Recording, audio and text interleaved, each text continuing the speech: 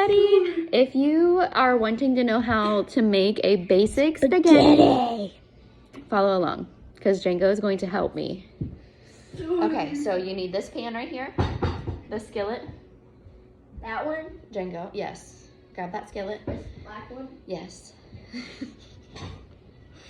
This is just a smidge of what it's like in my life all day long, every day. I'm a homeschool mom, I'm a toddler mom, and I'm an entrepreneur. And I juggle it all. Okay, stand up, Grandpa. Yes. And he is ornery. And Coco is just as whiny, but right now she's dancing to Encanto. So, we'll see. I got the black. Now you want to turn this on. Just hit on button. Press on.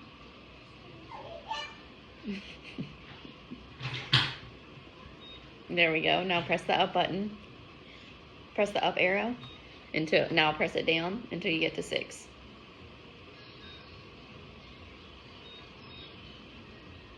Okay, refrigerator. Refrigerator. This is where our meat is.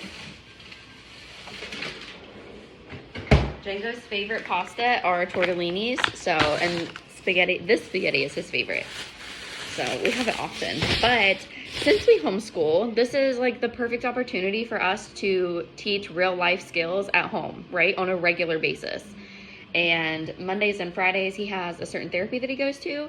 So the rest of those days, we don't necessarily do schoolwork. We do real life work, essentially, which is cooking. And today, you learned how to make my coffee today, didn't you? Did you like that? No, because it tastes horrible. He learned how to make my coffee.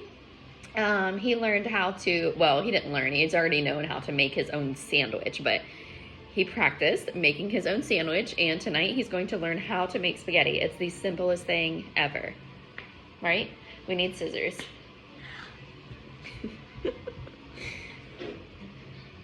So we just use organic grass-fed beef because anything other than that hurts my stomach, and it's just not good for you. It's full of crappy hormones and that your body doesn't need. So this meat is good for us? Yes, this is very good quality.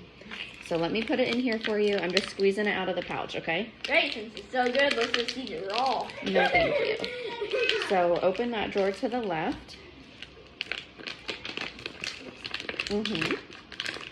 And let's see. Make sure I get all of it out of there. I'm gonna throw this in the trash and get one of those wooden spoons out. Do you guys like wooden spoons? I love them. My mom got me hooked on wooden spoons, and sometimes it's like, just this one right here is fine, a wooden spoon. That one's a spatula. Sometimes I feel like I don't know if I truly like them a lot or if they just remind me of my mom. Okay, so what you're gonna do, what I normally do, what feels best to me, is I put one hand here, so I hold on to the handle, and then I use this one to chop up my meat. So you try.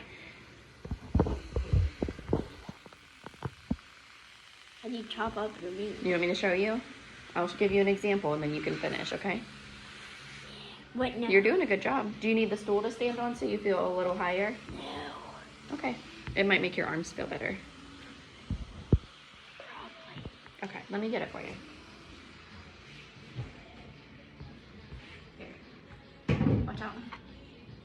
Puppy. You can just stand on the first one, and then I'll make you tall enough. Stand up. That.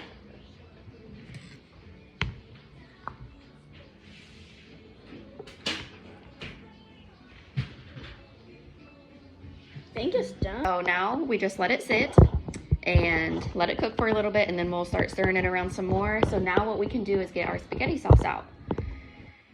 I don't remember where I put it. Probably here. No, I don't put sauce in there. So I have been notorious for making our spaghetti really spicy, right? Yeah, I like spicy. He likes it, but I do it to our spaghetti and I do it to our, anytime we have shrimp Alfredo. Okay, I was gonna say, please tell me I have spaghetti sauce. But last time I made Alfredo, I made it really, really spicy, and Django couldn't eat it. Well, I was about to do shrimp Alfredo, but I didn't like that meat in Yeah, I had shrimp and kielbasa in it. So this is the brand of sauce that we use. It's Raos. I started using it years ago because the ingredients are simple. It's Italian whole peeled tomatoes, olive oil, carrots, salt, celery, and basil. There's 6 things in here, and you can read them all. There's not any surprise ingredients. And this one's actually the sensitive marinara, so it has no onions or garlic. If you follow a low FODMAP diet, you know that certain nightshades, or most nightshades, all nightshades, you got to stay away from. So this is a great alternative for that, unless the tomatoes bother you. So be your own judge. But I love Raos and it tastes amazing. So normally clean, what am I trying to say? Products don't taste that great, but this one tastes so good. So let's go ahead. You want to add some spices? You want to make it a little bit spicy? Yeah. Okay, so I'll hand them to you and you put them in, okay? Yeah. So we have this super cute little pull-out spice rack. Put in a little bit of red pepper. You have to open it on the other side. Yep. Sprinkle in some of that. Just nice and easy. You have to shake it a little bit. Do a little bit more. There you go. See how it starts to come out? Okay. That's good. For, what did I say this was? Red pepper. So this is ground red pepper. And then we're going to put in some chili powder.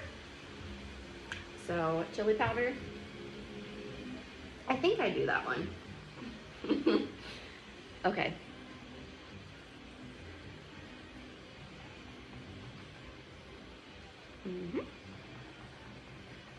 Okay, that's good. And that might be it for tonight, because I really don't want to make it too spicy. I've been getting a little carried away. Actually, I do. Okay, I know I just said that, but let's put in a little bit of cayenne pepper. Yay, spicy meal. That one, just a little. That one's going to come out quick, but just kind of shake it a little and just kind of move it around as you shake it. Just get a feel for how it's going to come out.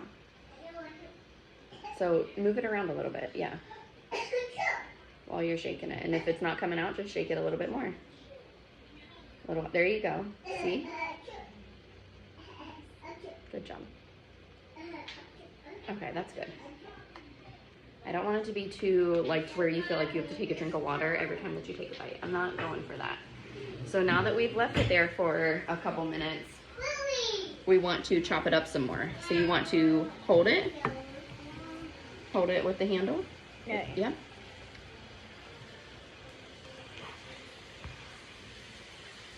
And while he is doing that, I'm going to stop this and get some more water. Django chopped the meat up some more, made it smaller, and we're just waiting on it to cook a little bit more. And then we're gonna add the sauce. So if you're not familiar with tortellini noodles, which I feel like a lot of people are, but not everyone is, tortellini noodles cook super quick. Like this bag says it's gonna be done in 4 minutes, so I'm obviously not going to start them.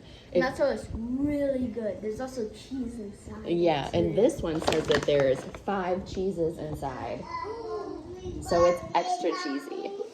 And what was the other thing?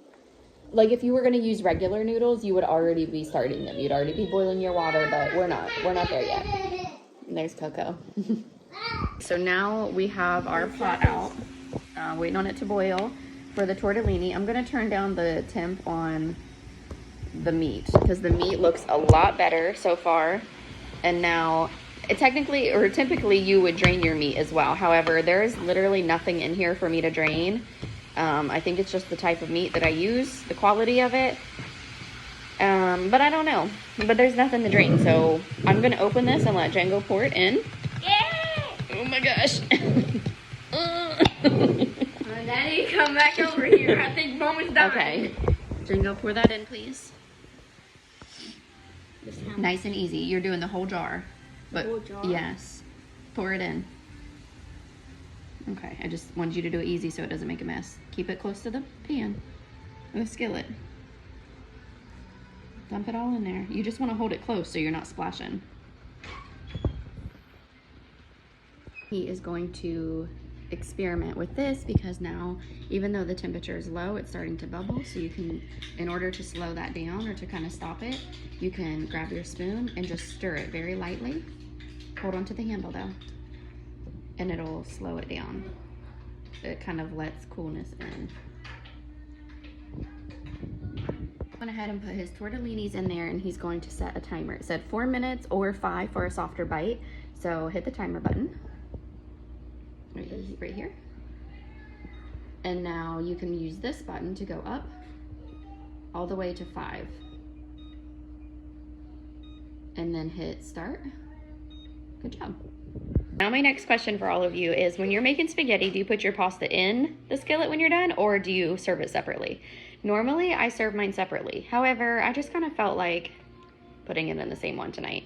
So since the skillet is kind of tiny for all this, this was the family size tortellini because Django always wants seconds. So I bought the bigger bag, but I'm just kind of folding it in here.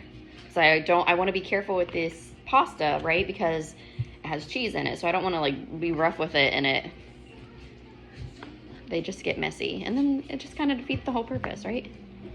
So we just kind of gently fold everything in here, and then we serve it. And if you like to be extra cheesy like myself, after you put it on your bowl or your plate, then you can add more cheese on top. That's just me when I'm being bad and having way too much dairy than necessary. And also we normally have some sort of vegetable with this, but I have 0 vegetables right now. So to each their own. We're just gonna eat dinner without them. Here is what it looks like. It looks so yummy. And of course our fancy Chinaware. And then Coco's, bless you, Coco's dinner. I don't really care if you judge me. She eats Gerber meals. They're her absolute favorite, and she's a picky eater. So as long as it's food, I'm gonna feed her.